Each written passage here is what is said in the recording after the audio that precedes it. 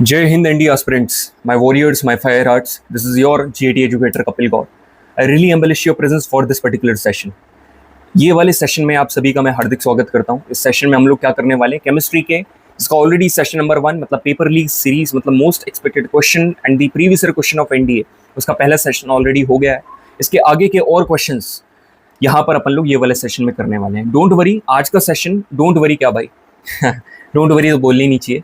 आज का सेशन ना ज़्यादा बड़ा नहीं हो पाएगा, ठीक है। सिर्फ 1 घंटे का सेशन हम लोग रखेंगे क्योंकि यहाँ पर होने वाली पावर कट ऑफ, इसको ध्यान में रखते हुए ये वाला सेशन 1 घंटे का होगा सिर्फ। इसके बाद यदि आप देखोगे इसके बाद वाला सेशन आएगा जो कि लास्ट सेशन रहेगा का केमिस्ट्री की पेपर लीग सीरीज का। इसके बाद एक और रहेगा, ठीक है, बढ़िया नंबर ऑफ क्वेश्चंस होंगे। वो सेशन हो सकता है काफ़ी बड़ा हो, इवन शायद 3.5 घंटे का भी पहुंच जाए। बढ़िया लेवल के क्वेश्चन कर रहे होंगे। यहाँ पर आप सभी को बताना चाहूँगा, जो टेलीग्राम हमारा चैनल है कपिल भैया नाम से, ठीक है। कई बार कपिल भैया आप सर्च करते हो, कपिल भैया आता नहीं है, सो आप यूज़र नेम डाल सकते हो कपिल गौर 077, ठीक है। कपिल गौर 077 आप कर सकते हो, आ जाएगा। यहाँ पर मैंने क्या करा है, जो इसके पहले वाला पेपर लीग सीरीज मतलब पेपर लीग बायोलॉजी, उसकी पीडीएफ यहाँ पर अपलोड कर दी। एप्लीकेशन के ऊपर भी आप सभी को पीडीएफ दिख रही होगी, ऐसा नहीं है, पहले यहाँ पर डाली फिर एप्लीकेशन के ऊपर। यहाँ पर जो पॉलिटी के नोट्स है, मैंने आप सभी को बोला था पहले आपको नोट्स दे दूंगा और आखिरी में जाकर जो मोस्ट एक्सपेक्टेड क्वेश्चंस या फिर मोस्ट एक्सपेक्टेड नोट्स हैं वो सभी को यहाँ पर डिकोड कर दूंगा। तो आप यहाँ पर ये भी देख सकते हैं। रिसेंटली अब वॉइस नोट मैंने करा था। यहाँ पर हमारे दोनों टेलीग्राम चैनल के लिंक गिवन है, कपिल भैया एंड रोर एनडीए सारे यहाँ पर। और जो mock test, free mock test की मैंने बात करी थी, जिसने भी मॉक टेस्ट अवेल नहीं करा और वहाँ से जाकर वो अवेल कर सकते हो यार। एक mock test, free mock test तो जीएटी का बनता है ना यार। And don't worry, second mock test का भी मैं प्लान कर रहा हूँ, पूरी कोशिश कर रहा हूँ आप सभी को one of the best mock test provide करूँ काफ़ी जल्दी। कल या परसों में आप सभी को एक और फ्री मॉक टेस्ट एनडी का मिल जाएगा।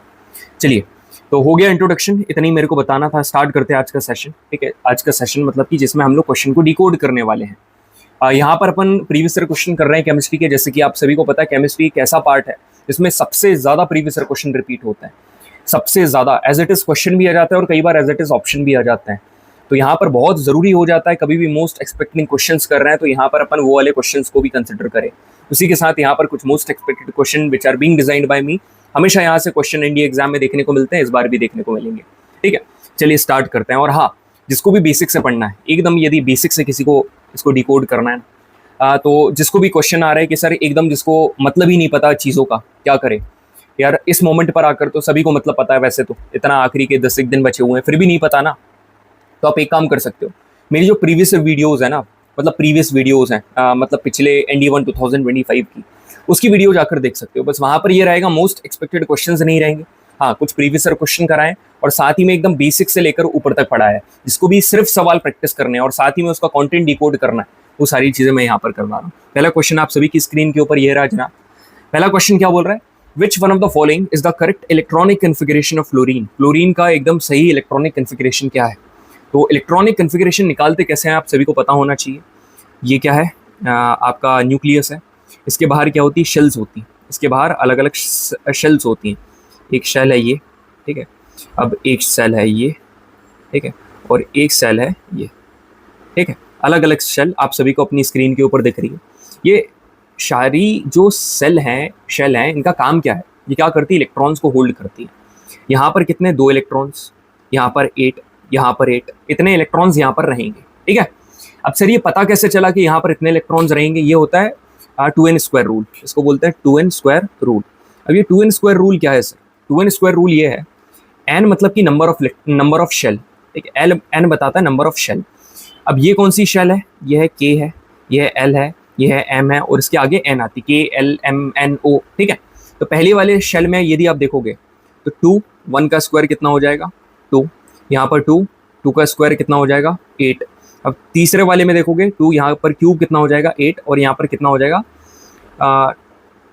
2 2 ज़ा 4, 4 2 ज़ा 8 एंड 8 2 ज़ा 16, यहाँ पर 16 आ गया। अब मेरी बात सुनिएगा, क्वेश्चन यहाँ पर ये आता है कि सर यहाँ पर आपने कितना, मतलब क्वेश्चन अपने दिमाग में ये आता है कि सर यहाँ पर आपने 8 लिख रखा है और यहाँ पर 16 लिखा है। देखो कभी भी अपन शेल की बात करेंगे तो होते तो 16 है, मगर कभी भी जब अपन वैलेंसी फाइंड करेंगे, ठीक है, जब अपन वैलेंसी फाइंड करते हैं ना, तब अपन क्या कंसिडर करते हैं 2 8 8 80, ठीक है। और बड़े एलिमेंट्स के लिए यहाँ पर ये वाला शिफ्ट कर देते हैं, क्या 2 8 80। समझ में आया सभी को, बिल्कुल सर समझ में आ गया। तो 2 8 18 ये ज़्यादा मतलब बेसिक वाले सेशन में देख सकते हो, बाकी ये तो आप सभी को बेसिक पता होगा। अब यहाँ पर क्वेश्चन आ रहा है कि which one of the following is the correct electronic configuration. तो इलेक्ट्रॉनिक कन्फिगरेशन पहली बात तो निकलता काहे का है, इलेक्ट्रॉनिक कन्फिगरेशन मतलब इलेक्ट्रॉन्स का। तो यहाँ पर आप सभी को पता है क्लोरीन में कितने इलेक्ट्रॉन्स रहते हैं सर, 17 उसका एटॉमिक नंबर है, 17 इलेक्ट्रॉन्स, ठीक है 17 इलेक्ट्रॉन्स है सर। मगर एटॉमिक नंबर तो नंबर ऑफ प्रोटॉन्स होता है, फिर आपने कैसे बोल दिया 17 इलेक्ट्रॉन्स है यार। वो जो अपन ने सीरीज पढ़ी है ना, हाँ ही ली बा, पूरा जो मैंने आप सभी को टेबल बताया था 1 से लेकर 19 तक, उतना तो याद होना चाहिए, वहां तक प्रोटॉन और इलेक्ट्रॉन्स का नंबर एकदम बराबर है। तो यहाँ चाहिए, तो यहाँ पर पहले वाले में तो 2 ही आएंगे, अब बच्चे कितने 15, दूसरे वाले में 8 आएंगे, अब बच्चे कितने 7, तो यहाँ पर तीसरे वाले में 7 आ गए सर। मगर एक चीज जरूरी है, ठीक है, कि जो आखिरी वाला है यहाँ पर, ये वाला जो शेल है ये कंप्लीट होना चाहिए, ये जो शेल है ये एकदम कंप्लीट होना चाहिए। इसमें एक, अब कंप्लीट करने के लिए क्या चाहिए, इसमें एक और इलेक्ट्रॉन चाहिए, मतलब या तो ये गेन करेगा या तो 7 लूज करेगा। इसके पास 2 ऑप्शन, या तो क्या कर ले, एक गेन कर ले, या तो फिर एक लूज कर, या तो फिर 7 लूज कर दे। आसान क्या है, एक गेन करना आसान है ना भाई, एक गेन करना आसान है। या तो आप अभी कुछ दिन पढ़ाई कर लो, ठीक है, या तो आप 6 महीने नेक्स्ट रिग्रेट करते रहना। तो क्या पढ़ाई करना बहुत आसान काम है ना, 6 महीने रिग्रेट करने से बेटर है आप 10 दिन पढ़ाई कर लो, चाहे आपका एग्जाम क्लियर हो या ना हो। समझ में आ रहा है? तो यहाँ पर ऑलरेडी अपना आंसर तो पहले ही आ गया था, 287 is the correct electronic configuration of chlorine. बस वो तो मैं आपको इतना बता रहा था कि ये क्या करेगा, गेन करेगा। अब यदि ये गेन करेगा तो गेन करने वाले हमेशा नेगेटिव होते हैं और लूज करने वाले हमेशा पॉजिटिव होते हैं। तो गेन करेगा तो ये क्या बन जाएगा, क्लोरीन -1। -1 को अपन सिर्फ माइनस लिख देते हैं, तो -1 इसकी वैलेंसी है। तो आप सभी को पता चल गया कि वैलेंसी और इलेक्ट्रॉनिक कन्फिगरेशन दोनों एक दूसरे से कैसे रिलेटेड है। और सवाल देखते हैं यहाँ पर, for an element with atomic number 35 which one of the following will be the correct number of electrons in its valence shell. Valence shell का मतलब पता है आप सभी को, आखिरी वाली शेल को यहाँ पर वैलेंस शेल कहा जाता है, ठीक है। शेल मतलब जो गोल गोल गोल गोल होती है। अब यहाँ पर किसी का एटॉमिक नंबर 35 है, तो अब 35 का जरा बनाकर देखो, 35 है, 35 का यदि आप बनाकर देखोगे तो 2 8 8, अब यहाँ पर कितना आएगा 17, क्योंकि 8 और 8 16 और 18, और यहाँ पर 17 कर दिया। तो आप जब इनको मतलब टोटल करोगे तो कितना, 8 और 2 10 और 8 18, और 18 और 17 कितना होता है सर 34। तो यहाँ तो सर 34 हो गए, अब बचा हुआ एक। अब इसके पास 2 ऑप्शन है, या तो एक गेन करे या तो 17 लूज करे, ठीक है। क्या बढ़िया ऑप्शन आपको समझ में आ रहा है सर, एक गेन कर लेगा, ठीक है, एक गेन कर लेगा।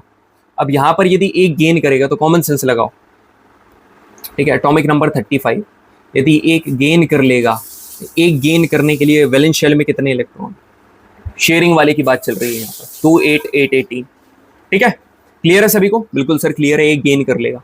चलिए, the number of maximum electrons. अब यहाँ पर तो सर आपने कितना बोला, वैलेंस इलेक्ट्रॉन। अब यहाँ पर क्वेश्चन पूछ रहा है the number of maximum electrons in N shell, ठीक है, एन शेल में कितने नंबर ऑफ मैक्सिमम इलेक्ट्रॉन्स होंगे।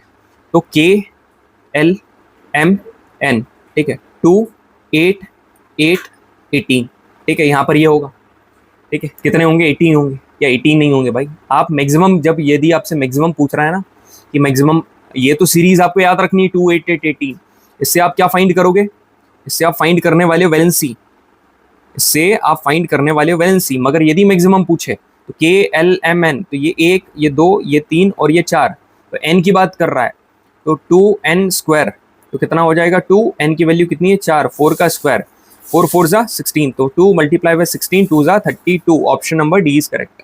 ये फर्क है। चाहता तो मैं आपको सीधे 2n स्क्वायर रूल लगाकर बता देता, मगर मैंने बताया कि वैलेंसी में ऐसा क्या अलग है और इसमें कैसा क्या अलग, ठीक है। नेक्स्ट क्वेश्चन आप सभी की स्क्रीन के ऊपर ये रहा, the number of valence electrons in the O2- ion. अब सुनना मेरी बात, यहाँ पर आपसे O2- नहीं पूछा है, आप यहाँ पर आयन पूछ रहा है, ये नहीं पूछ रहा है कि जो ऑक्सीजन है उसके वैलेंस इलेक्ट्रॉन में कितने नंबर होता है, what is the number of valence electron in oxygen. No no no, ये नहीं पूछ रहा है आपसे, वो ये पूछ रहा है कि O2- आयन। तो देखो 2 तरीके होता है, मैं आप सभी को बता रहा हूँ। एक क्या तरीका है, एक पूछेगा कि valence electrons in neutral atom, किसी भी एटम में, जैसे पूछ लिया क्लोरीन में वैलेंस इलेक्ट्रॉन कितने हैं, तो इसका मतलब क्या है, electrons in the outermost shell of the atom, atom की आउटर मोस्ट शेल में कितने इलेक्ट्रॉन्स है। और वैलेंस इलेक्ट्रॉन यदि आयन का पूछे, है ना, आयन का पूछे, तो electrons in the outermost shell after gaining and losing, मतलब गेनिंग और लूज करने के बाद कितना है। तो यदि आप ऑक्सीजन का देखोगे, और बात दोनों में आउटर मोस्ट की करेंगे, यहां पर आप देखोगे, यहां पर भी आउटर मोस्ट की और यहां पर भी आउटर मोस्ट की, तो यहां पर यदि आप गौर फरमाओगे ऑक्सीजन, ठीक है, तो ऑक्सीजन का एटॉमिक नंबर, मतलब नंबर ऑफ इलेक्ट्रॉन्स कितने हैं, हा ही ली बी बा का ना ओ, 5 6 7 8 8, ठीक है। ऑक्सीजन में 8 हैं। अब 8 का पेयर कैसे बनेगा सर? 2 और 6, ये 2 और 6 बन गया। बिल्कुल सर, 2 और 6 बन गया। अब एक बात बताइए सर, इसको फिल करने के लिए यहाँ पर होने कितने चाहिए? 8 होना चाहिए। यहाँ पर लिख दे रहा 8 होना चाहिए, बिल्कुल 8 होना चाहिए, या तो 8 होना चाहिए बिल्कुल। अब ये क्या करेगा? 2 गेन कर लेगा, 8 होने के लिए 2 गेन करेगा। अब 6 लूज तो नहीं करेगा। या तो 8 होना चाहिए या तो पूरा 6 का 6 हटा दो, तो ये क्या करेगा? 2 गेन करेगा। तो क्या करेगा? गेन। अब 2 जब गेन करेगा तो मेरी बात सुनना, आउटर मोस्ट में हमसे क्या आयन का पूछ रहा है, तो आयन का कभी भी जिक्र करेगा तो आफ्टर गेन या लूज आपको बताना है। तो 8 है, तो 8 मतलब 8 नहीं भाई, यहां पर कितना है? 6 है, यहां पर है 6। तो इसमें क्या करेगा? गेन करेगा, क्योंकि 2 6 हुआ ना, गेन करेगा 2, तो 6 + 2 यहां पर आंसर क्या जाएगा? 8। तो ये बताता है आफ्टर गेन। सर और भी थोड़ा एक आपके द्वारा बनाया हुआ एक बढ़िया लेवल का क्वेश्चन करवा दो, जो कि एनडीए में आने के हाई चांसेस हैं। ये देख, ठीक है। Consider the following species. यहां पर आपको दिख रहा है एक Na, ये क्या है? पूरा का पूरा एक एटम है ना, ये एटम है। और जो यहां पर आपको Na+ दिख रहा है, ये क्या है? ये आपका आयन है, ये आयन। यहाँ पर क्लोरीन एटम है और Cl- आयन है। तो अब पूछ रहा है which one of the following represent the correct number of valence electron. तो correct number of valence electron क्या होगा? तो Na का मतलब होता है सोडियम, और सोडियम का एटॉमिक नंबर कितना होता है पता है आपको? होता है, देखो, हा ही ली बी बा का ना ओ फा नी ना, मतलब कितने पर आया? 11 पर। ये मैं जानबूझकर आपको करवा रहा हूं ताकि आप वो टेबल याद करो, नहीं तो हवाबाजी करते चले गए ना कि बाद में कर लेंगे, कुछ भी नहीं होगा। उस टेबल से हर बार एटलीस्ट 2 सवाल पूछे जा रहे हैं एनडीए एग्जाम में, हर बार 2 सवाल। और एक वैलेंसी वाला टेबल जो अभी आपको शो करूंगा, पता होना चाहिए आप सभी को। तो यहां पर क्या करोगे? 11 एटॉमिक नंबर है, तो Na कितना है? 11। इलेक्ट्रॉनिक कन्फिग्रेशन बनाओगे तो 281, ये बना 281। तो अब आप एक बात बताओ, यदि एटम का पूछेगा, ठीक है, यदि आपसे एटम का पूछेगा तो आउटर मोस्ट शेल में कितने इलेक्ट्रॉन्स है? सर 1 है। यदि तुमसे आयन का पूछेगा तो आफ्टर गेनिंग और लूजिंग, तो पहले ये देखो कि भाई गेन करेगा या लूज करेगा। इसके पास 2 ऑप्शन है, एक क्या है? एक है कि +7 कर ले, एक है कि -1 कर दे। क्या करेगा भाई? -1 इज द सेफेस्ट ऑप्शन, एक दे देगा, 7 लेने से अच्छा एक दे देगा, ठीक है। तो जब -1 करेगा तो 11, अब ये -1 करेगा, ठीक है। तो आप एक बात मेरे को बताओ, ये -1 कर दिया तो ये -1 हट गया ना, ये तो हट गया। अब क्या बना? अब नया बन गया 2 8। तो आखिरी वाले में कितने बचे? सर आखिरी वाले में तो अब 8 बचे ना, आखिरी वाले में तो 8 बचे, तो इसका आ जाएगा पहले वाले का 1, इसका 8। अब क्लोरीन का, सर क्लोरीन का निकालना कैसे निकालेंगे? क्लोरीन का भी निकाला था, 287 निकाला। तो यदि आपसे एटम का पूछेगा, एटम का 7 है, बिल्कुल सर एटम का 7 है, मगर यदि तुमसे पूछेगा कि आयन का बताओ तो ये 7 को क्या कर दो। अब ये क्या करेगा? सुनना मेरी बात, ये एक गेन करेगा। अब जब ये एक गेन करेगा, एक गेन कर लेगा तो 7 की जगह आउटर मोस्ट में कितने हो जाएंगे? सर 8 हो जाएंगे। तो यहाँ पर 8 भी है, तो option number 1 is absolutely fine and fantastic. मजा आ गया ना, बहुत प्यारा सवाल था ये। अब यहाँ पर आते क्वेश्चन, क्या बोल रहा है? Proton and neutron are bound in nucleus. बिल्कुल, बहुत ही प्यारी बात लिखी हुई है। ये न्यूक्लियस है, ठीक है, ये न्यूक्लियस है, इसमें ही पाए जाते हैं आपके प्रोटॉन, ठीक है, और इसी में ही पाए जाते हैं आपके न्यूट्रॉन, ठीक है। प्रोटॉन भी यहीं पर है, ये प्रोटॉन है और यहाँ पर न्यूट्रॉन, ठीक है। प्रोटॉन न्यूट्रॉन यहाँ पर पाए जाएंगे। अब आप सभी को पता है यार, न्यूक्लियस का जो रेडियस है ना, वो कितना छोटा है पता है? 10⁵ इतना छोटा है उससे, कैसे? प्रोटॉन प्रोटॉन मतलब पूरे के पूरे एटम से। तो है तो न्यूक्लियस बहुत छोटा, तो इनके बीच में जो फोर्स रहेगा ये कैसा रहेगा? शॉर्ट रेंज फोर्स रहेगा। अब शॉर्ट रेंज फोर्स तो रहेगा, मगर इनके सभी के बीच में काफी स्ट्रॉन्ग इंटरेक्शन रहेगा। तो option number B is absolutely fine, ठीक है, बी एकदम सही है। अब यहाँ पर आ रहा है मोल वाले क्वेश्चन, ठीक है। मोल वाले क्वेश्चन कैसे डील करें यार? ये तो एग्जैक्ट अब मेरे नोट से सवाल आया था 2024 के सेकंड पेपर में, एग्जैक्ट एज इट इज, ठीक है। तो सर होता क्या है मोल, ठीक है, मैं आप सभी को बता रहा हूँ, मेरी बात ध्यान से सुनना। मोल का मतलब पता क्या होता है? Mole of anything is a quantity number in which its mass is equal to its atomic mass but in grams. मतलब एक चीज में, ठीक है, मतलब एक चीज की किसी भी क्वांटिटी है, उसके कितने नंबर है, उसको हम लोग क्या बोलते हैं? उसको बोलते हैं मोल। यदि अपन बोलें कि एक दर्जन केले, आपके दिमाग में क्या आएगा? 12। एक डिकेड, आपके दिमाग में क्या आएगा? 10। समझ रहे हो? आपके दिमाग में 10 आएगा। एक घंटा आपके एक घंटा, फॉर एग्जाम्पल एक दिन, आपके दिमाग में क्या आएगा? 24, मतलब 24 घंटे, इस प्रकार से आपके दिमाग में आता है ना। तो कितने नंबर, ठीक है, क्वांटिटी नंबर, मतलब कितनी क्वांटिटी है उसके अंदर, मतलब आप समझ रहे हो कि कार्बन में कितने एटम है और उस एटम के कितने पार्टिकल है। मतलब गहराई से गहराई में जाकर सोचना कि कितने पार्टिकल है, इसको कहा जाता है उसमें कितने मोल है। So mole is nothing but the number of particles, ठीक है। Mole of anything is quantity number, मतलब उसकी क्वांटिटी बताना नंबर में, मतलब नंबर में बताना कि कितने हैं। अब कैसे नंबर में बताना, देखो मैं आप सभी को बता रहा हूं। यदि मैंने बोल दिया एक मोल, एक मोल में पता कितने पार्टिकल होते हैं? 6.022, और यहां 22 लिखा है तो इसके इससे एक बड़ी डिजिट मतलब 23 यहां पर लिख दो, तो इतने नंबर ऑफ पार्टिकल्स होता है एक मोल में 6.02, और इसी को कहा जाता है एवोगैड्रो नंबर। इसको हम लोग क्या बोलते हैं? Avogadro number. अब जैसे एक दर्जन में 12, एक डिकेड में 10, तो मेरी बात सुनना, mass of one mole is also fixed, मतलब एक मोल का मास भी फिक्स है। एक मोल का मतलब पता क्या है? जैसे बोला भैया एक दर्जन दे दो, उसने, मैंने पूछा भाई केले दे देना, मैंने बोला उसने पूछा कितने, मैंने बोला एक डजन, तो वो 12 दे देगा। अब मैं गया कुछ और बारीक चीज खरीदने, उसने पूछा कितने दूं भैया, मैंने बोला भाई 2 मोल दे दे, 2 मोल। अब 2 मोल में कितना होगा? 2 मोल में कितना होगा? एक मोल में इतना है, एक मोल में इतना है, तो 2 मोल में इसका 2 का मल्टीप्लाई कर दो। अब मैंने पूछा कि मास कितना होगा, भाई मोल का मास भी तो निकाल सकते हैं ना, थोड़ा सा पूछ लिया कि मोल का मास क्या होता है। अरे तो भाई एक मोल का मास भी फिक्स है, वही मास है जितना आपका एटॉमिक मास होता था, बट इन ग्राम्स। मतलब सर समझ में नहीं आया, लास्ट टाइम ट्रिक बताई थी, कार्बन, ठीक है, कार्बन का एक एटम का मास कितना है सर? 12U। वही कार्बन का, सुनना ध्यान से, वही कार्बन के एक एटम के एक मोल, ठीक है, उस एटम का भी अपन ने और डीप कर दिया, एक मोल में कितना होगा? उसका 12 होगा, उसका भी 12 होगा, बट इन ग्राम्स। बस यही है फर्क, और कुछ नहीं है। काय में आ जाएगा? ग्राम में आ जाएगा। So atomic mass atomic mass gives the mass of one atom of that element in you. किसी भी एटम का मास, जो एटॉमिक मास है, वो क्या होता है? उस एटम का मास इन यू। यहां पर वही एक एटम के एक मोल का मास सेम है, मगर जी में रहेगा, ऐसा यूनिट जी लगा दो, ठीक है। Molar mass is also known as gram atomic mass. समझ में आया? जैसे atomic mass of hydrogen is 1U। अब मैंने पूछ लिया what is the gram atomic mass, या फिर पूछ लिया what is the mole, what is the mass of the 1 mole of hydrogen atom, तो आप क्या बोलेगे? वही सेम मास, बस आखिरी में ग्राम लग जाएगा। अब एक और भी बढ़िया प्यारी चीज बताऊं, बिल्कुल, नंबर ऑफ मोल्स का एक फॉर्मूला है, नंबर ऑफ मोल्स का एक बहुत ही प्यारा फॉर्मूला है, ठीक है। गिवन मास अपॉन मोलर मास, ठीक है, गिवन मास अपॉन मोलर मास, याद रखना, गिवन मास अपॉन मोलर मास।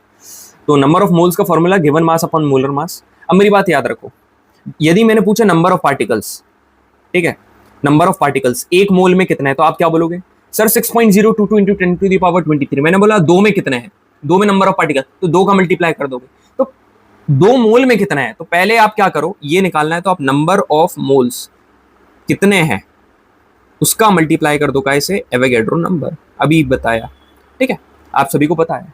अब आप सभी को पता है कि नंबर ऑफ मोल्स इसके बराबर है इसके, तो इसकी वैल्यू यहां भी पुट कर सकते हो, ऐसा क्वेश्चन भी आ सकता है, ठीक है। समझ में आया सभी को? यहाँ पर लिखे हुए number of particles is equal to number of moles into Avogadro number, जो कि अपन ने डिफाइन करा है, ना कि रटा है, ठीक है। इसको रटना पड़ा और इसकी वैल्यू यहां पुट करी, तो ये इसको डिफाइन करा। अब क्वेश्चन किस प्रकार से आता है, जैसे ये देखो 50 कितने मोल होंगे इन 52 ग्राम्स ऑफ हीलियम, तो नंबर ऑफ मोल्स क्या होता है? गिवन मास अपॉन मोलर मास। तो गिवन मास कितना दिया है? 52, और हीलियम का मास कितना होता है? 4, तो 4 1 4, 4 3 12, 13 नंबर ऑफ मोल्स आ गए। अपन प्रीवियस क्वेश्चन करके देखे, the mass of 0.5 mole of N2 gas, ठीक है, N2 गैस में कितना होगा?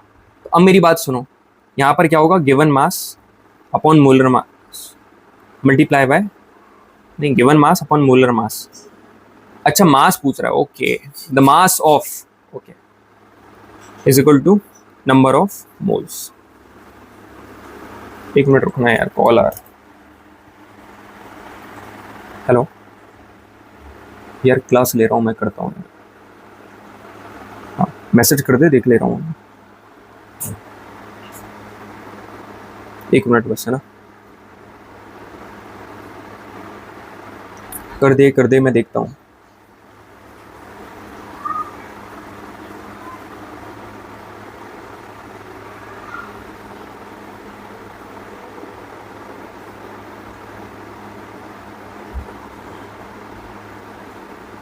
हम्म,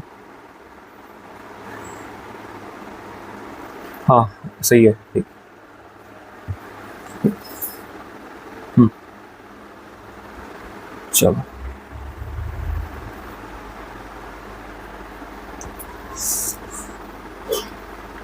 given mass upon molar mass is equal to number of moles. तो गिवन मास हमको फाइंड करना है, मोलर मास कितना दिया है सर? मोलर मास हमको दे रखा है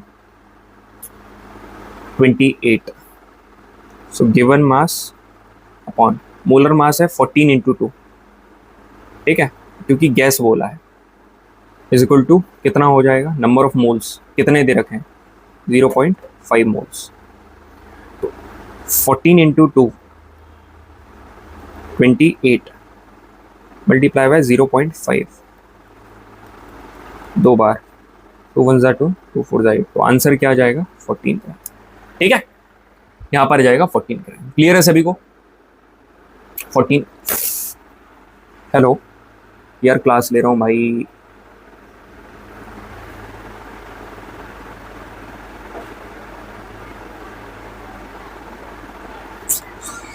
चलो सॉरी यार, ठीक है, आगे बढ़ते हैं।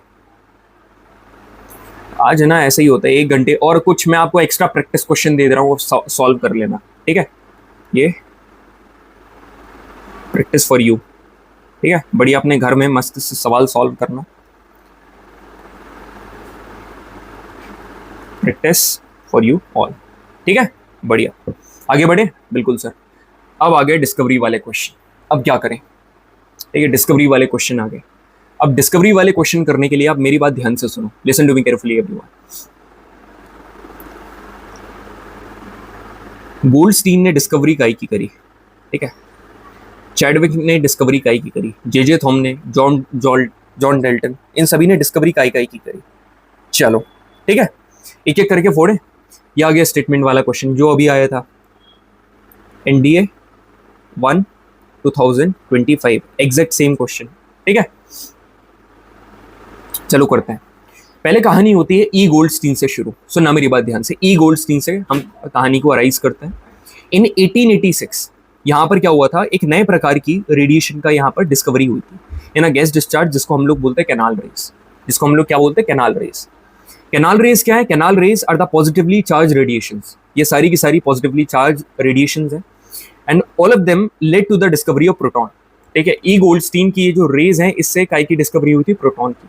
सो ई गोल्डस्टीन की ये जो कैनाल रेज की डिस्कवरी हुई है, इससे प्रोटॉन की डिस्कवरी हुई। प्रोटॉन का जो मास है, it is approximately 20,000 times of electron, मतलब प्रोटॉन का मास 2000 गुना ज्यादा इलेक्ट्रॉन के मास से। तो discovery of electron and proton, जो इलेक्ट्रॉन और प्रोटॉन की जब डिस्कवरी हुई ना, it led to the failure of Dalton's atomic theory, मतलब कुछ जब इलेक्ट्रॉन और प्रोटॉन की थ्योरी हुई, इसके बाद जो जॉन डेल्टन की एटॉमिक थ्योरी थी, उसके कुछ पॉस्टुलेट फेल हो गए। मैंने आप सभी को बताया था लास्ट सेशन में कौन सा वाला पॉस्टुलेट फेल हुआ था, ठीक है। अब यहाँ पर क्वेश्चन करते हैं, आगे अपन बढ़ते हैं। यहाँ पर भी क्वेश्चन पूछा हुआ है कि which one of the following statement is correct. तो यहाँ पर क्या लिखा है, मास of an electron is about 1/2000 times of the proton. Sir मगर आपने तो 2000 पढ़ाया था अपने सेशन में, अरे तो मतलब भाई बात तो वही है ना, इलेक्ट्रॉन कितना होगा 1/2000, तो ये सही है, option number B is correct, ठीक है। चलो अब यहाँ पर क्वेश्चन आ रहा है जे थॉमसन के मॉडल के ऊपर। तो जे थॉमसन का मॉडल क्या था, पहले अपन वो देख लेते हैं। According to J Thomson model of an atom, the positive charges evenly distributed on the surface of the atom, randomly distributed, evenly distributed all over the atom। बिल्कुल सही बात है, जो पॉजिटिव चार्ज है वो पूरे के पूरे एटम में एकदम इवनली डिस्ट्रीब्यूटेड है, हर जगह एकदम बखूबी बराबर फैला हुआ है।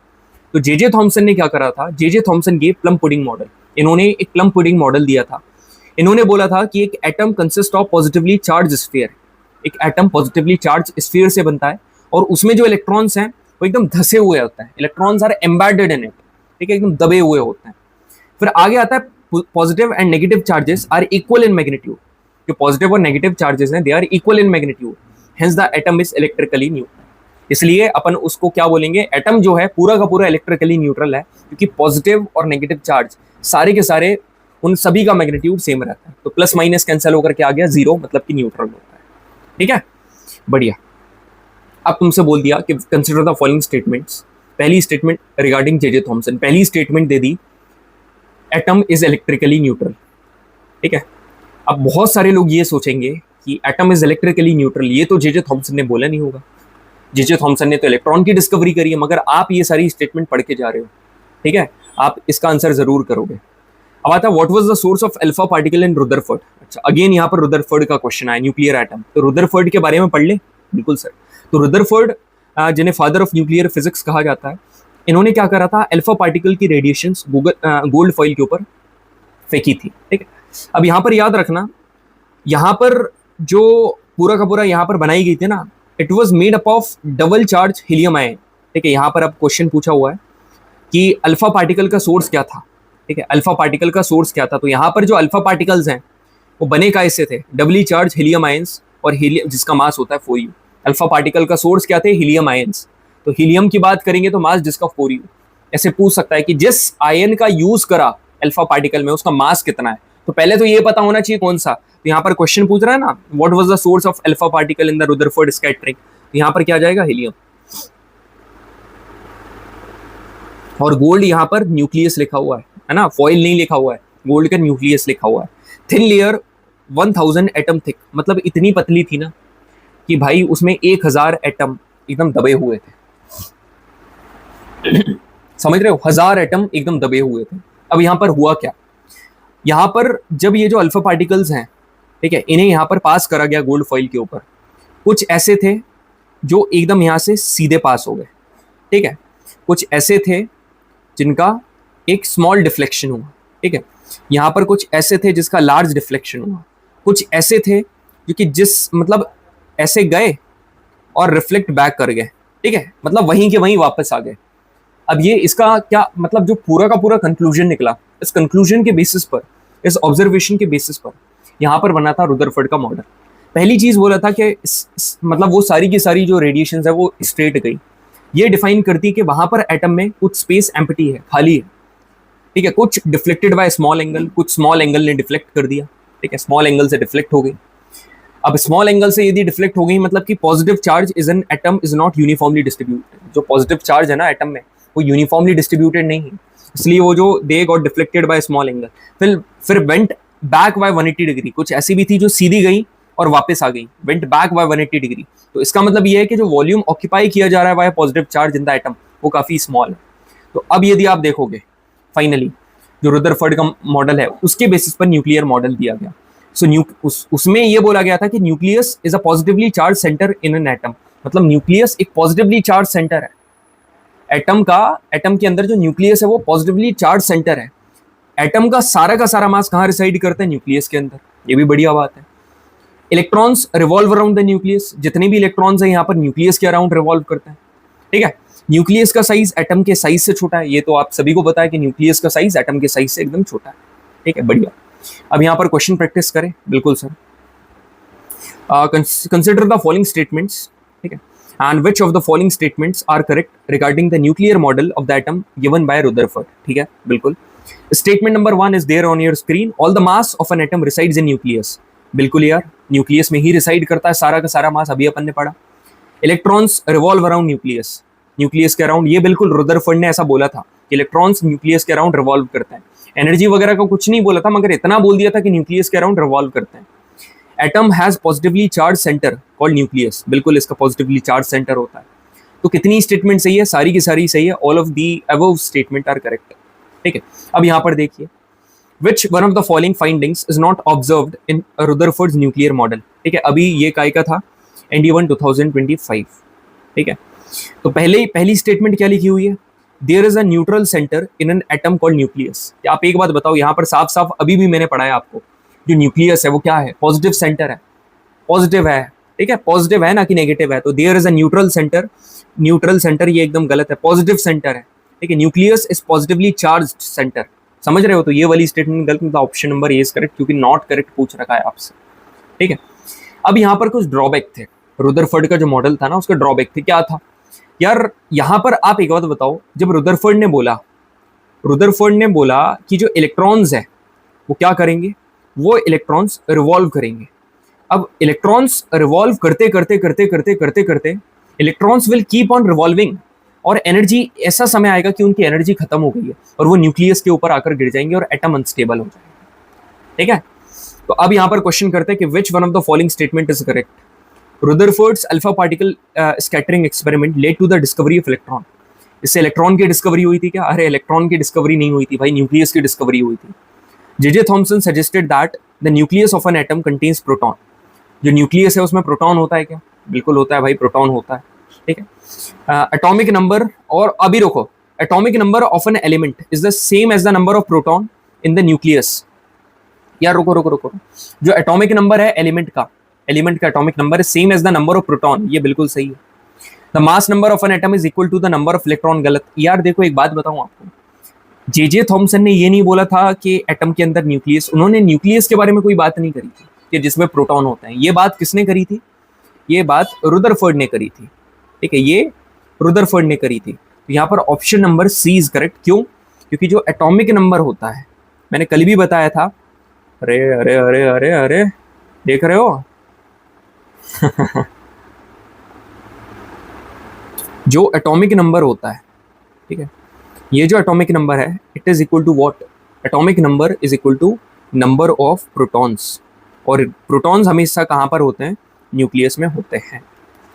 क्या मज़ा आ रहा होगा यार, मतलब प्रीवियस ईयर क्वेश्चन तो हो रहे हैं और साथ में मस्त तरीके से पढ़ाई भी हो रही है। यार किसी ने कुछ भी नहीं पढ़ा हो, मैं सही बता रहा हूँ, कुछ भी नहीं पढ़ा हो, और ये मेरे सेशन लगा लेना, सही बता रहा हूँ, फोड़ कर आ जाएगा वो, सब कुछ फोड़ देगा।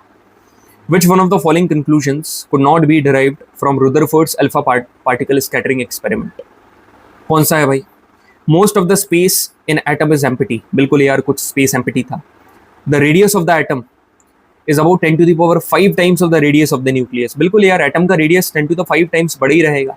Electrons move in circular path of fixed energy. यार ये fixed energy वगैरह जो आ रहा है ना, यहाँ पर क्या लिखा है? Nearly all mass of the atom resides in nucleus. बिल्कुल ये भी बताया। जो इलेक्ट्रॉन्स रिवॉल्व करते हैं, ठीक है, इलेक्ट्रॉन्स रिवॉल्व करते हैं शेल के अंदर, ठीक है, न्यूक्लियस के अराउंड, उसकी एनर्जी के बारे में कोई भी बात नहीं करी गई थी, है ना। रुदरफोर्ड का जो स्कैटरिंग अल्फा स्कैटरिंग पार्टिकल का एक्सपेरिमेंट था, उसमें ये कुछ भी बात नहीं करी गई थी। तो कहाँ करी गई थी? वो करी गई थी बोहर मॉडल में। Rutherford alpha particle scattering experiment was responsible for the discovery of proton. Proton के लिए, यदि प्रोटॉन ऑप्शन में नहीं होता फिर आप क्या लगाते हैं? न्यूक्लियस। देन आप न्यूक्लियस लगाते हैं। Which one of the following scientist mentioned that an electron is an atom? मतलब किस साइंटिस्ट ने ये मेंशन करा था कि इलेक्ट्रॉन, जो इलेक्ट्रॉन है एटम के अंदर, it could revolve in certain stable orbit, मतलब वो स्टेबल ऑर्बिट में रिवॉल्व करेगा। मतलब रुदरफोर्ड ने, जो रुदरफोर्ड है, उसका ड्रॉबैक क्या था कि वो अनस्टेबल हो गया था। मगर अब जब यहाँ पर बोर आए, नील बोर, उन्होंने क्या करा? नील बोर ने बोल दिया कि वहां पर कोई भी एनर्जी रेडिएट नहीं होती है, बिना एनर्जी रेडिएट करे इलेक्ट्रॉन्स वहां पर क्या करते हैं? रिवॉल्व करते हैं, और काफी स्टेबिलिटी वहां पर होती है। अब यहाँ पर क्वेश्चन क्या है? विच, अब ये अपना पेपर लीक सवाल, PLQ लेवल आप देखोगे कि which one of the following is not correct regarding Bohr model. पहला क्या लिखा है? Electrons do not fall in the centre because they do not radiate energy.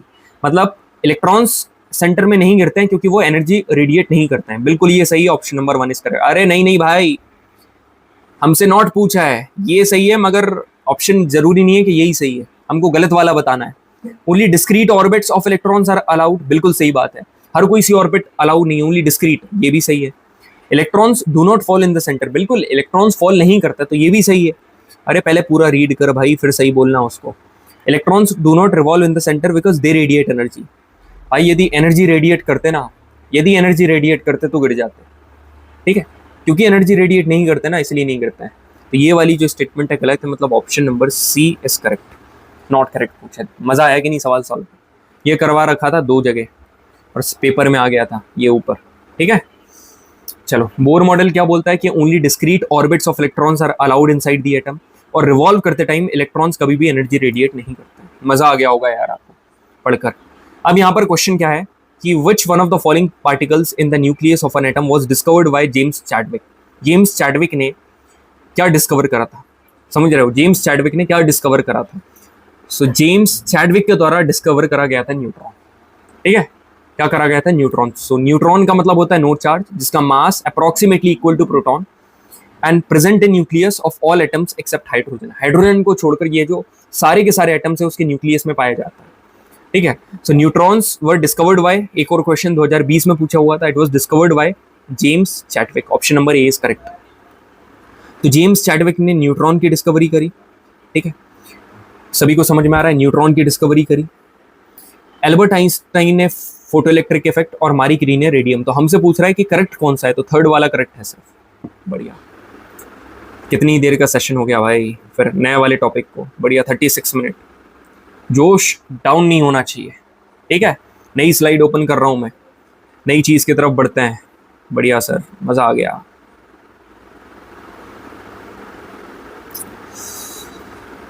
Part 2 नहीं है भाई, ठीक है, बिल्कुल पार्ट 2 तो है, चल रहा है, बढ़िया, अच्छी बात है। यदि ऐसा एकदम रोर करना है ना, if you want to roar like this, दहाड़ मारना है, मेहनत कर भाई, एकदम खतरनाक तरीके से। एक बात बताऊं आप सभी को, कल आपको मेरे टेलीग्राम चैनल कपिल भैया, ठीक है, जिसका यूजर नेम है @कपिल गौर 077, ठीक है, यहाँ पर आपको एक नए शख्स दिखाई देंगे, ठीक है। चलो आगे बढ़ते हैं, बता दिया ऐसे ही। पता है, एक चीज बता रहा हूं, मतलब 80% ऑफ द एग्जाम उन चीजों के ऊपर बेस्ड रहता है जो एक लेक्चर आप छोड़ते हो ना, और एक टॉपिक जो आप प्रिपेयर नहीं करते हो उसके ऊपर। हालत एकदम ऐसी रह जाती है आपकी, एकदम ऐसी, मतलब 80% एग्जाम ऐसे ही रहता है आपका, समझ रहे हो। क्या करें फिर, अरे भाई सेशन के बाद एकदम ऐसा हो जाएगा, तो ये वाला सेशन लगाने के बाद क्रिश खतरनाक, आपने देखा भी, रिकमेंडेशन मिली है, उसका नाम भी क्रिश ही था, एकदम इसी तरीके से उसने मैसेज भेजा था। तो करते हैं जनाब, सवाल सॉल्व करते हैं अपन, कोई दिक्कत वाली बात नहीं है, अपने कंटेंट के आगे ये सवाल कुछ भी नहीं है मेरी जान, ठीक है, कुछ भी नहीं है, सब हटाओ कुछ, ठीक है।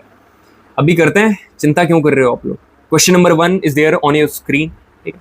क्या पूछ रहा है, reaction of quick lime with water to produce slaked lime is an example of. अच्छा, क्वेश्चन नंबर 2, ये क्या है, पेपर लीक क्वेश्चन, ठीक है, बाय और कपिल भैया, ठीक है, ये है पेपर लीक क्वेश्चन बाय और कपिल भैया। सारे के सारे क्वेश्चन में एक चीज कॉमन दिख रही है, क्विक लाइम स्लीड लाइम। सर ये इतना इंपॉर्टेंट है क्या भाई, बहुत इंपॉर्टेंट है, ठीक है, जितना आप सोच भी नहीं सकते उतना इंपॉर्टेंट है। तो पहले पढ़ लेते हैं क्या होता है, ठीक। तो पहला प्रकार जो रिएक्शन का होता है उसको अपन कॉम्बिनेशन रिएक्शन बोलते हैं। कॉम्बिनेशन रिएक्शन ऐसे रिएक्शन है जिसमें दो से ज्यादा रिएक्टेंट्स आपस में कंबाइन होकर एक सिंगल प्रोडक्ट बनाया, उसको कॉम्बिनेशन रिएक्शन बोलते हैं।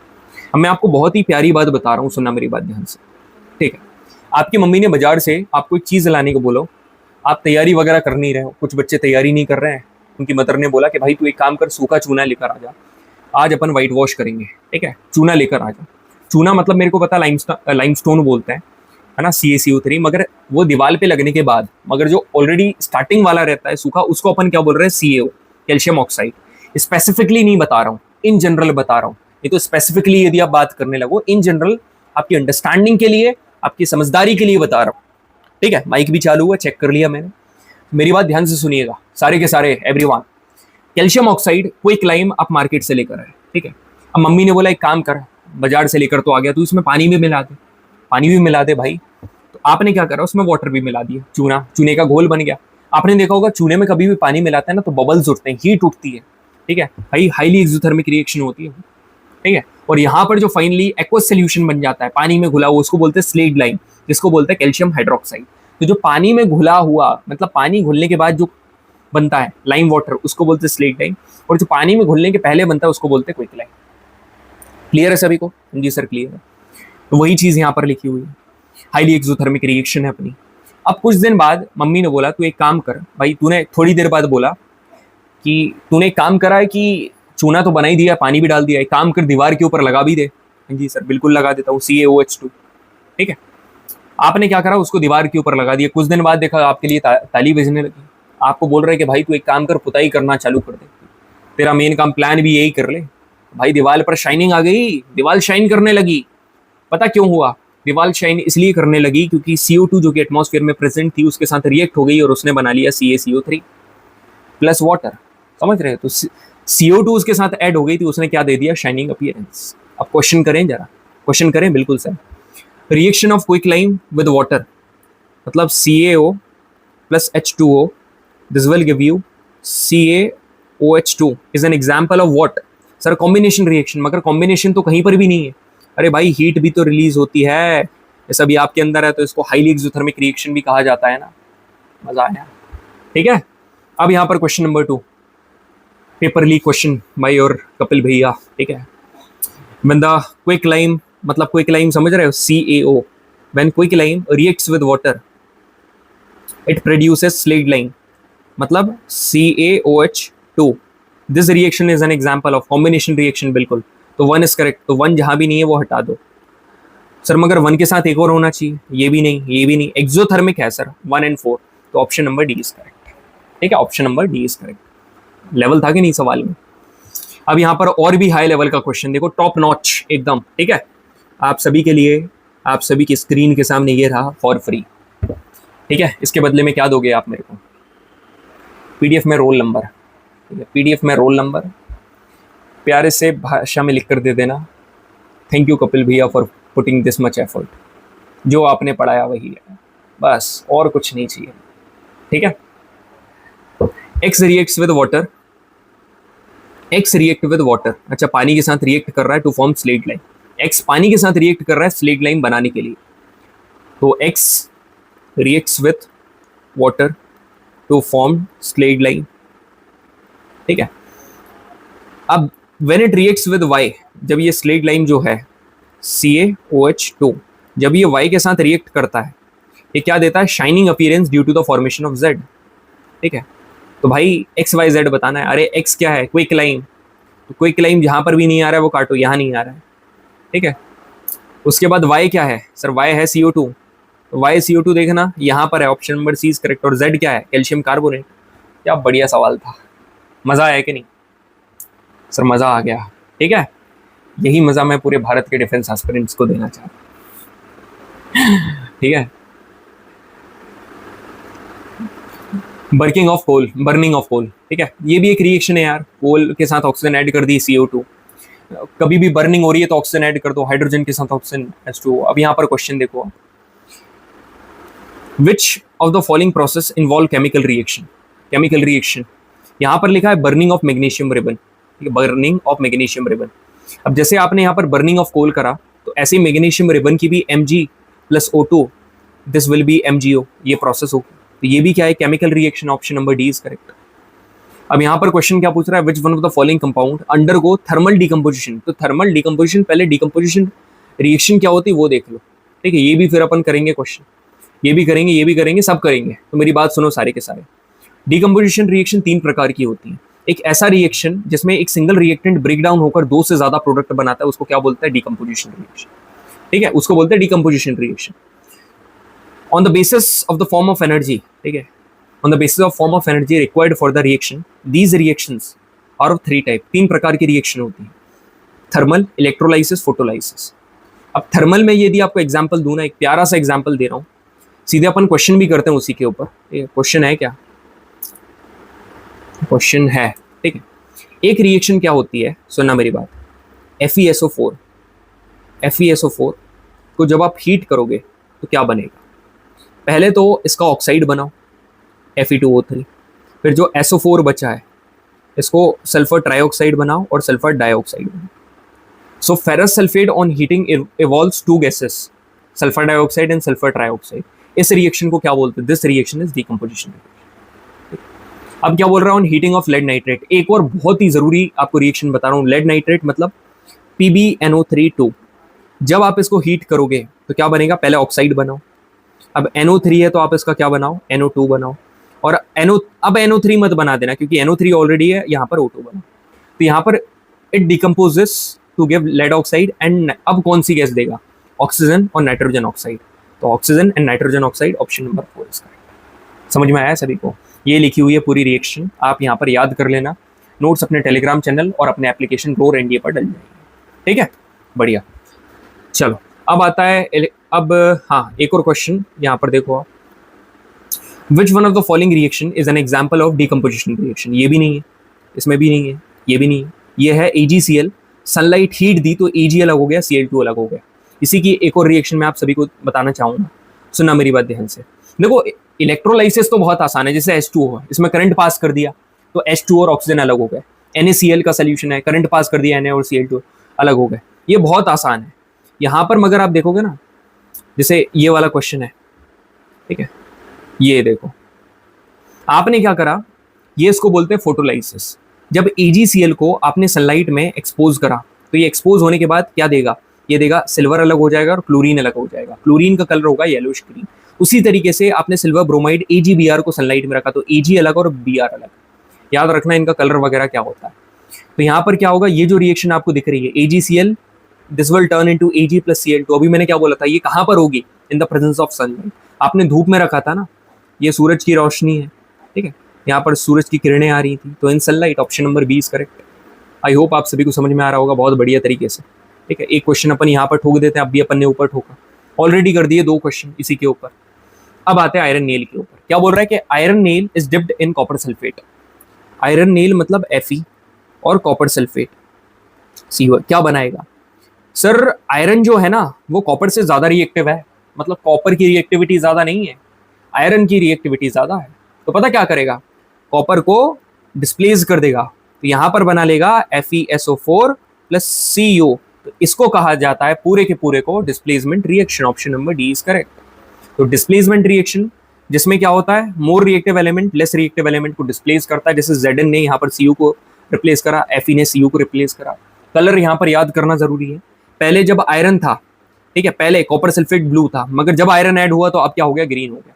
पहले कॉपर सल्फेट ब्लू था, मगर जिंक को ऐड करने के बाद अब क्या बन गया, जिंक सल्फेट बन गया। और एक और बात बता रहा हूँ आपको, डबल डिस्प्लेसमेंट रिएक्शन बहुत इंपॉर्टेंट रिएक्शन है ये, हर बार बोलता हूँ इंपॉर्टेंट है, और जब ये पेपर में आई थी ना एज इट इज, उसके पहले भी बोल दिया था इंपॉर्टेंट है।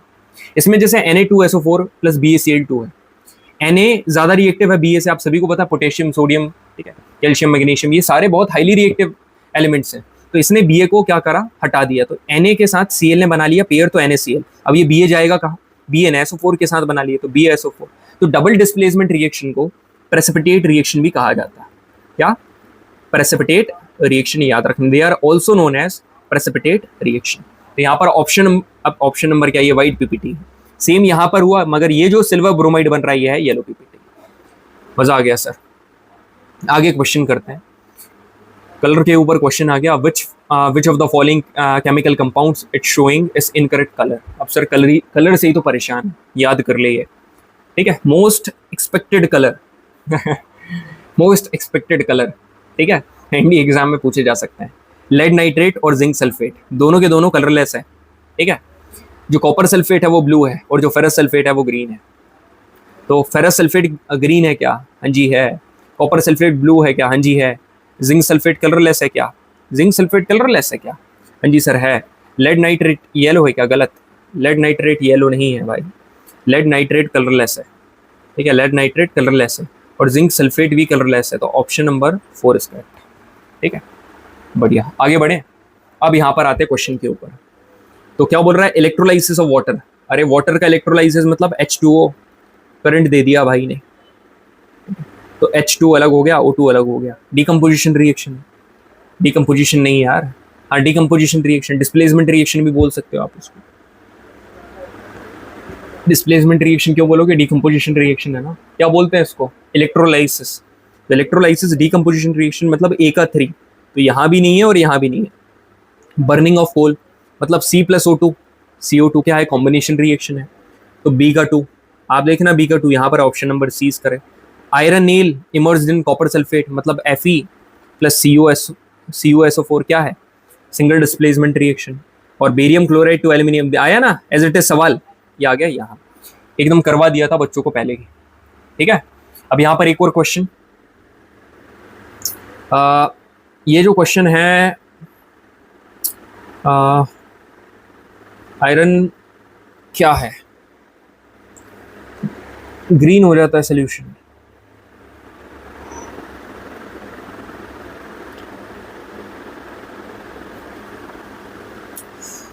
भाई इस पूरी की पूरी रिएक्शन को अभी मैंने बताया, ठीक है, अभी मैंने ऊपर इसके बारे में डिस्कशन करा था।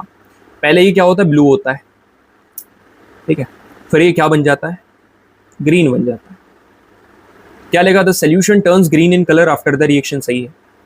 आयरन इज रिड्यूसिंग एजेंट, सही है। Copper is more reactive metal than iron, अरे भाई यदि कॉपर ज़्यादा रिएक्टिव होता तो आयरन इसको डिस्प्लेस कैसे कर पाता, ये गलत है ना, और हमसे नॉट करेक्ट पूछ रहा है, तो statement number C is correct. तो कौन कितना रिएक्टिव है ये पता कैसे करें, ये याद कर ले। ट्रिक क्या है, ट्रिक है please stop calling me a zebra, instead try learning how CM saves code. ठीक है, अपनी कॉपी में नोट डाउन करके लिख लेना, please stop calling me a zebra, instead try learning how CM saves code. ठीक है, बढ़िया तरीके से अपनी कॉपी में सजा कर इसको लिख लेना। अब आगे बढ़ते और क्वेश्चन करेंगे भाई, क्वेश्चन खेलते हैं। यहाँ पर क्या है, Fe2O3 plus Al will give you Fe plus Al2O3, बढ़िया। Which of the following statement about the radiation is not correct? पता है ये कौन सी रिएक्शन है, इसको थर्माइट वेल्डिंग रिएक्शन कहा जाता है। This is called thermite welding reaction. Aluminium powder का यहाँ पर यूज करा जाता है, एल्यूमिनियम पाउडर का। मैं आप सभी को बताना चाहूँगा, जैसे रेलवे ट्रैक टूट गया, उसको जोड़ने के लिए कोई पाउडर तो नहीं डाल सकते, आपको एक क्या मेटल ऐसा चाहिए कि खौलता हुआ मेटल। तो आपने क्या करा, आपने अब लोहे को लोहा जोड़ता है, याद रखना Fe2O3 है, प्लस आपने एल्यूमिनियम पाउडर इसमें ऐड कर दिया, ये क्या बनाएगा, ये बनाएगा Al2O3 प्लस Fe। अब ये जो Fe बना है ना, ये है मोल्टन फॉर्म में, एकदम खौलता हुआ लोहा, उसमें डाल दो तो आपका जो रेलवे ट्रैक है वो सुधर जाएगा। तो इस Fe को अपने को अलग चाहिए था, इसलिए अपन ने एल्यूमिनियम का यूज़ करा। इसलिए क्यों, ताकि एल्यूमिनियम Fe को डिस्प्लेस कर सके। हमको तो एल्यूमिनियम चाहिए ना, हमको तो आयरन चाहिए ना, आयरन ऑक्साइड तो चाहिए नहीं, तो हमने ऐसे मेटल को ले लिया तो उसको डिस्प्लेस करते। तो ये क्या है, it is an example of displacement reaction, सही है। क्या ये एंडोथर्मिक रिएक्शन है ना भाई, हीट रिलीज करती है यहाँ पर, यह है एक्सोथर्मिक रिएक्शन। तो बी इज नॉट करेक्ट, तो option number B is correct. तो एंडोथर्मिक और एक्सोथर्मिक क्या होती है, एक्सोथर्मिक रिएक्शन जिसमें हीट रिलीज होती है। जैसे ये बहुत इंपॉर्टेंट बहुत इंपॉर्टेंट स्टेटमेंट है, decomposition of vegetable matter into compost. ठीक है, वेजिटेबल मैटर काय में चेंज होते हैं, यहाँ पर कंपोस्ट में। ठीक है, ये एक्सोथर्मिक रिएक्शन है। बर्निंग ऑफ नेचुरल गैस, आप क्या कर रहे हो, हीट यहाँ पर रिलीज हो रही है, आप उसमें आग लगा रहे हो। बर्निंग ऑफ मैग्नीशियम रिबन, आप आग लगा रहे हो। बढ़िया सर, मजा आ गया। अब यहाँ पर क्वेश्चन क्या आता है कि which among the following is an example of oxidation reaction. Oxidation reaction का कौन सा, ऑक्सीडेशन मतलब कि जो जितनी भी चीजें हैं, आपके ऑक्सीडेशन रिएक्शन का मतलब क्या होता है बताऊं आपको, ऑक्सीजन का ऐड होना या फिर हाइड्रोजन का रिमूव होना। ये अपन नेक्स्ट वाले सेशन में काफी बढ़िया तरीके से बहुत सारे क्वेश्चन लेकर आऊंगा, समथिंग अराउंड 7 क्वेश्चन आप सभी के लिए लेकर आऊंगा। ऑक्सीडेशन रिएक्शन क्या होती है, ऐसी रिएक्शन जिसमें ऑक्सीजन ऐड होती है। Rusting of iron is an example. Rusting of iron का मतलब क्या है, लोहे का ऐड होना, ठीक है, आयरन का ऐड होना। तो यहाँ पर आप देखो, is an example of corrosion.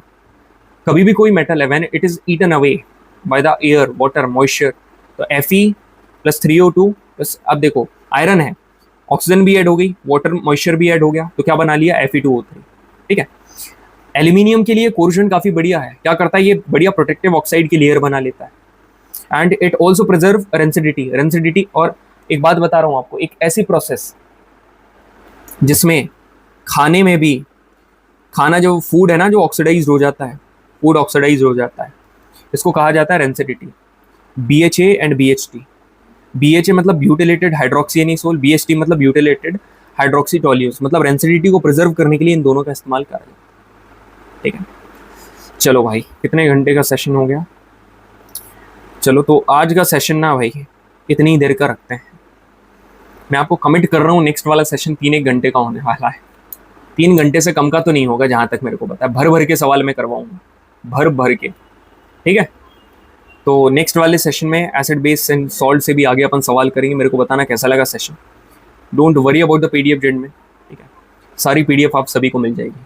Thank you very much, जय हिंद।